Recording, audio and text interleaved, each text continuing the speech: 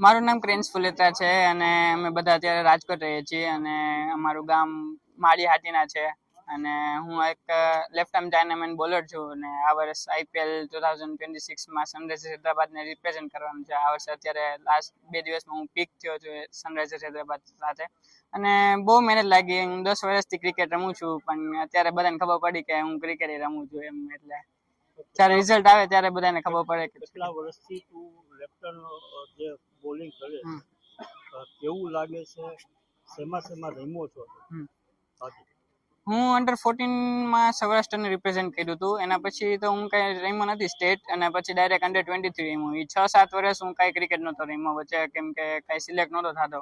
પછી અંડર 23 સૌરાષ્ટ્ર રમ્યો, પછી વિજય હઝારેને ડેબ્યુ થયું અને પછી મુશ્તાક અલીનું ડેબ્યુ થયું. હવે આગળ એ બચપનથી સાવ નાનો હતો ત્યારથી જ પૂરી પ્રેક્ટિસ કરતો અમારા ઘરે જ માળિયા જ, બરોબર. ત્યાંથી પછી અમે એવું લાગ્યું કે આને થોડુંક પ્રેક્ટિસ વધારે દેવાની જરૂર છે, એટલે અમે ત્યાંથી ટ્રેનમાં અહીંયા જુનાગઢ આવતા અને ત્યારે અમને ખ્યાલ નહોતો કે આપણે બાબરિયા સાહેબનો કેમ્પ ચાલુ છે, કોટેચા સાહેબ છે, એ અમને કોઈ ખ્યાલ નહોતો. અમે પ્રશાંત દેસાઈને ત્યાં શનિ રવિ માટે એને 2 દિવસ માટે સવારે 5 વાગ્યાની ટ્રેનમાં ત્યાંથી લાવતા અને 10 વાગ્યા અહીંથી જઈ 12, 12:30, 1 વાગે ઘરે પહોંચતા.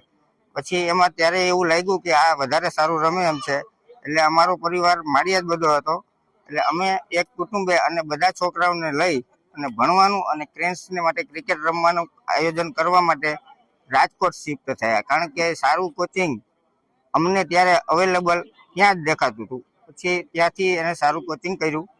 અહીંયા પછી જુનાગઢની ટીમ, આપણે ડિસ્ટ્રિક્ટની ટીમમાં એ પોતે અહીંયાથી જ રમે છે અત્યારે, અને એમાંથી જ એ આગળ સિલેક્ટ થયો છે. જુનાગઢ ક્રિકેટ એસોસિએશન અને જુનાગઢ ડિસ્ટ્રિક્ટ માટે થઈને ખૂબ મોટી ગૌરવની વાત છે. આપ સૌ જાણો છો કે 2 દિવસ પહેલા જ જે આવનારા IPL સિઝનનું ઓક્શન જે આબુધાબીની અંદર કરવામાં આવ્યું, જેની અંદર જુનાગઢનો 21 વર્ષનો છોકરો ક્રેન્સ ફુલેત્રા, જેને હૈદરાબાદે બેઝ પ્રાઇઝ એટલે કે 30 લાખ રૂપિયાની અંદર એને હૈદરાબાદની ટીમમાં એની પસંદગી કરવામાં આવી.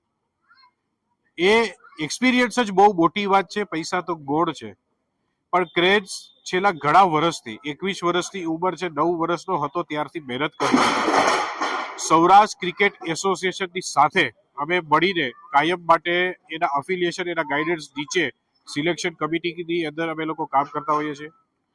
સૌરાષ્ટ્ર ક્રિકેટ એસોસિએશનના પૂર્વ પ્રમુખ અને અત્યારે BCCI apex કાઉન્સિલના member Jaydevbhai Shah, કે જેમને કાયમને માટે સૌરાષ્ટ્રના ક્રિકેટરો માટે થઈને ખૂબ સપોર્ટ જે છે એ કરેલો છે.